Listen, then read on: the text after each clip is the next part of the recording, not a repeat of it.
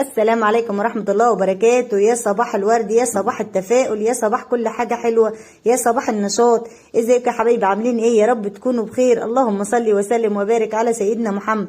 النهارده بقى يا حبايبي هنعمل مع بعض ايه؟ ورق عنب. شايفين الجمال ده؟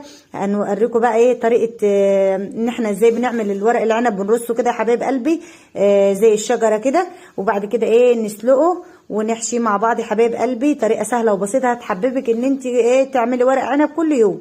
انتوا عارفين ان طبعا هو صعب في عمايله، بس بالطريقه دي هتستبسطي الموضوع وهتعمليه يا حبايب قلبي على طول. طريقه سهله وبسيطه، يا رب تعجبكم.